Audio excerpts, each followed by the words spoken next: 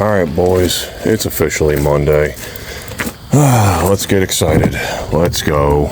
All right, boys, happy Monday. We're getting back out on the old D6M. We got to get these tracks put on, and then tension, then oil, and back in the dirt she goes. So let's get to it.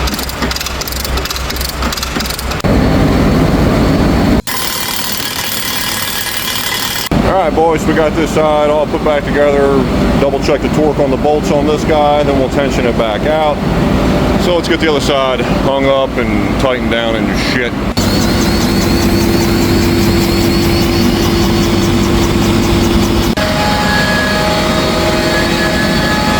Air cat for the old final torque, boys. There she is, boys, put back together. Oh yeah. Got the Hitachi 85 with the real convenient two-piece hose design. So yeah, we have to go get a hose made now. Yeah. New hose in the messy truck. Let's go get that shit installed. All installed. And a clamp. Hopefully fix that issue. All right, 300G is in G's. Apparently we got fault codes. Let's go ahead and take a look at this one. We got an outlet and an inlet loss communication and depth concentration sensor loss communication as well, all active right now. Awesome. Okay, so with everything torn down here, checking terminating resistance to the def header, and where's the rest of you? Okay, outlet knock sensor, like 4 ohms right there on the terminating resistance side. Inlet 2.2. At this point, something is drawing down the data link, and obviously the longer it runs, it's coding out for all 3 of these particular sensors. So let's go diving deeper into it. And back over to A5502 and also 2.5 ohms. All right, so we're at the R5605. This is the resistor for the after treatment system, and what we got there, 7.5 ohms, boys. We're in the C&D right now on the DLC, and we are, boom, right at 60 ohms. All right, boys, so watch the meter right there, and just a simple pinch of a harness. Right now we are tied into the after treatment section of the EC of the harness, and right where my hand is where our issue is. It's getting late, and I know at least where I need to go from here, so we're going to go ahead and come back in the morning and then repair that section of harness, or try to see if we can't find a said issue within that harness. I'm going to go from there. All right, boys, let's get Monday number 2 rolling. I'm going to need you, and going to need you. And pump it up. That's right, boys, we're back on the fucking hum. Let's get this return line put on. When you can get that line off, these style clamps off, man, that's a win right there, boys. These special ones from Mac Tools came in handy on this one, boys. To the Third Reich you go. By the way, that's the size of the fitting. See, this is the rest of the line, right? And then you get to here, and this fitting is what broke. This little washer nozzle looking shit. All right, boys, injector return and the rest of the return circuit all installed. Let's get it fired. So the issue I got at hand here, boys, is the short in the open on injector 1 is really fucking me, and it's causing this machine not to want to run worth shit with the vibratory on. Well, good news, boys, the 300G didn't burn down overnight, so I guess we're going to fix it. So let's go ahead and find the section of harness that seems to be our culprit and repair it. Well, what started as a minuscule harness repair to fix a data link issue has become a pretty goddamn extensive harness repair. Well, at this point, we're going to go ahead and fire a harness at it, because it's just that you keep cutting deeper and deeper right around the hydraulic tank, and it only gets worse and fucking worse. I swear, I spend most of my days on 410s filling tires.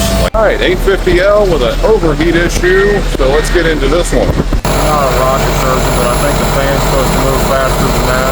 At least know the fan speed sensor is working. All right, so with the fan control solenoid disconnected, it said that at high idle we were at 398 RPM. So we're going to check that. We're going to go ahead and pull the solenoid real quick and just see if we got anything going into this motor. May have some shit built up inside this valve. All right, boys, you see that little, what looks like metal or rock or whatever? Well, it was actually holding the spool open. So let's go ahead and take that out, and let's see if it actually fixes our issue. All right, let's go. Looks like we're good to go, boys.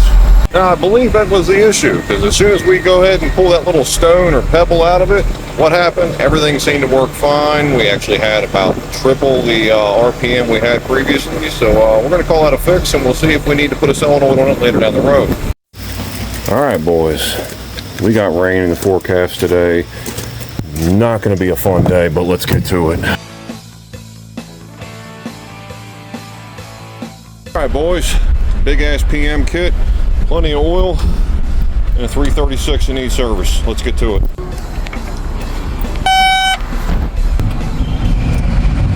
Use your feet when you're operating. Use your damn feet. Yay, a PM2 kit. What do you get? Welcome to my unboxing video. Enjoy. Woo. Sample kits, fuel filters, oil filters, pilot filters, the whole thing. Wow. And cabin filters. You're so lucky. And yeet. Woo. Your turn too, buddy. Woo. I'm gonna ask, why do I use the needles instead of just letting it drain a little bit out? It's because when I'm getting into the PM, and specifically the engine oil, I'm gonna fucking forget. So I go ahead and use it now while it's running, while it's in my mind. Oil's draining, we're actively making a mess. Let's go. I have that bartender method. Pull your oil. That's right. Looks like we're gonna service finals while we got it. Pump, pump, pump, pump it up. Still pumping. Still pumping. We're gonna get this full. We're gonna get there. All right, 308 with a leak right there on the swivel. Let's get to it. She's leaky. Break out the big wrenches for this. I think the fitting was just loose. Thankfully, I had these big boy tools. Yep. Fixed it. That, boys, we got a new piece of glass on the 336. So let's go get her installed. Also, new lower piece of glass as well, and all the seals. So let's get this unit installed. One, try to remove all the glass. If that doesn't work, just pull the fucking seal out and replace the whole seal. Tech Tip Wednesday. We're doing these window seals right here. Little WD-40, right like so. Yeah, especially if you have a good can. Right in there. Makes these seals a lot easier to install, the more you know. All right, with some slight modifications, because we still have some needs here. We got a functioning-ish sliding window. Hold on. And done. Seen this comment right here, and I just had to say something. I felt for the guy, okay? Because if you're sitting there having to reuse track pads, sounds like something I've done before.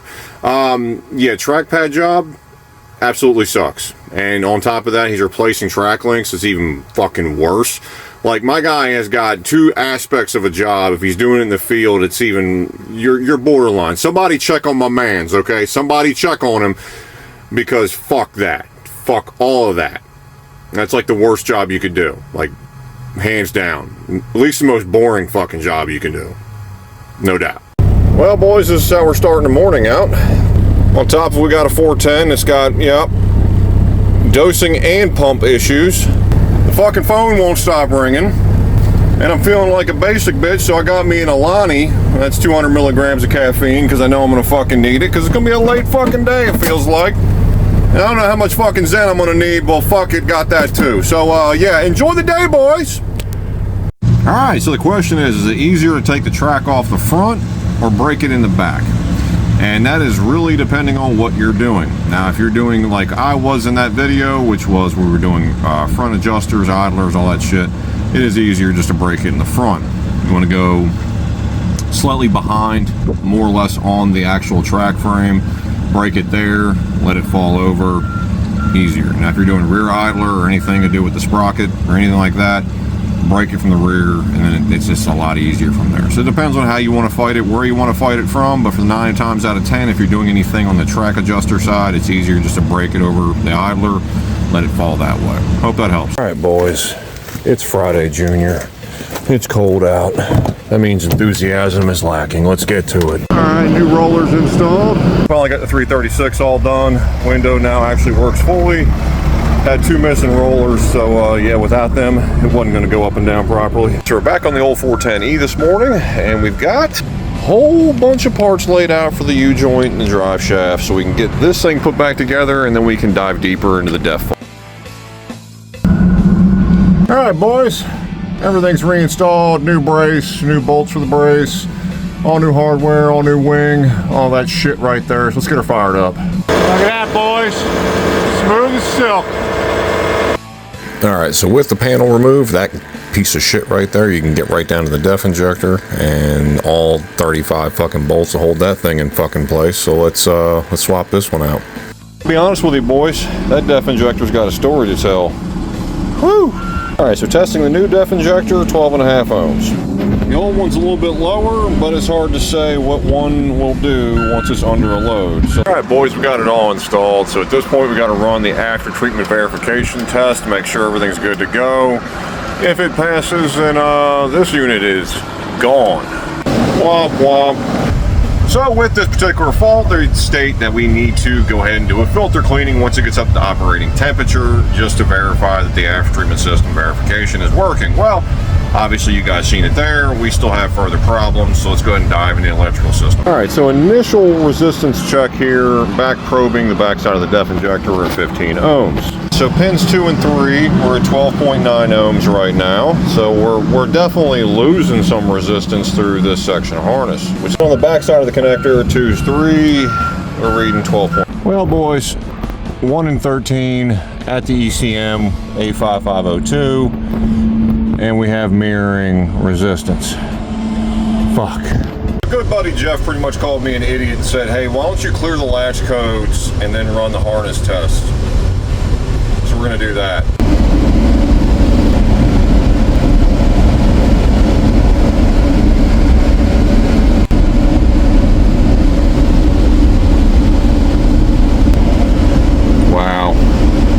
Wow, I'm a fucking idiot. Final verification, we're just gonna run the def pump test to make sure that it's building pressure fine and there's no problems. Look at that, boys, getting ready for a burn. Went through the filter cleaning,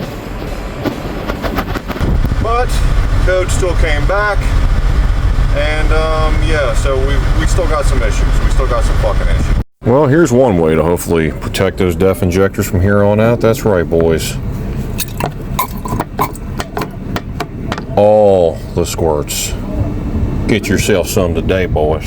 All right, boys, sing along with me. It's finally Friday. Let's get to it. All right, boys, we're back on the 410 this morning. I'm gonna go ahead and try to tackle rewiring the short section of harness for right now. Make sure we get our resistance value correct from the def injector back to the connector right here behind the cab. And then we're gonna retest it and see what the hell happens. All right, so we got the whole backside harness pulled. Boys, this is where haul trucks come to die. 3 of them now. Ugh.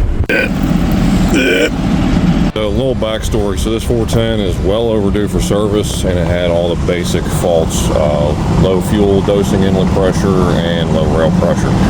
And you can tell by that one filter, the water separator, yeah, it's pretty much plugged. Just like that, boys, successful burn, no more codes, back in service she goes. Boys, that in a nutshell is our new def injector harness. Boys, so we got our new harness all installed, all nicey nice, cable tied. Had to repair a connector for the pressure differential for the DPF, but aside from that, we're all there.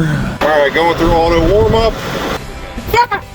So we're starting a new harness there, so that blue wire will replace pin 1, and then that brown wire is now pin 13. All right, boys, so we got it all wired. Back from the ECM all the way to that 12-pin connector, and then from the 12-pin connector all the way up to the def injector. If this doesn't fix it, I quit. Oh, I don't want to say anything yet. But we went through auto warm-up, nothing. All right, so while this turd is idling, we've got this unit right here. Let's go ahead and take a look at it and see what we got going on with this one. Okay, that's awesome. Yay! If you guys see that, currently, the codes are stored. Well, if you guys see that ground strap right about here, and you see that it's laying into a harness. Did you get that? Yeah. I think we found our problem, boys. Well, at least you can hear it working. Well, boys, peel back the harness, and what do we find? That little spot right there on the data link side. All right, boys, so we got the harness all repaired, everything all strapped back down, all nicey nice. Gonna run the def pump test to make sure the def motor and everything for the pump itself is fine. We do have a def injector on order for it, and on top of that, we do have to service it as per fucking usual. So let's check it out. Well, boys, I'm not a rocket surgeon, but I'm pretty sure that it's functioning. We're creating decent outlet pressure. So on to Monday. Just remember, kids, if you're gonna have a fault and you're working on a deer, sometimes the best course of action is just to rewire the whole fucking circuit. So I've been chasing this fault for the last day or so. Started out with just a possible shorted def injector, moved on to today rewiring the def injector to the short run of the harness to the machine side. That didn't fix it. Then slowly worked our way all the way back to the engine ECM where I repinned it there and ran overlays under the cab, under the machine, back over to the def injector. So yeah, deer just doing deer things. I highly don't recommend this. Sometimes it is best to replace harnesses, and other times if you're cheap and broke, it's just best just to overlay it. The more you know. 350 Hitachi, low rail pressure faults. I guess you guys already know where we're going with this. It was definitely picking some shit up, that's for sure. Yeah, tank's got some shit in it. I'm gonna be honest with you. Tank has definitely got some shit in it. All right, slow ass transfer pump or serious blockage in the tank? Which one? Many months later. Well, there's your answer, boys. 25 volts and a priming pump's fucking dead. Have a good weekend.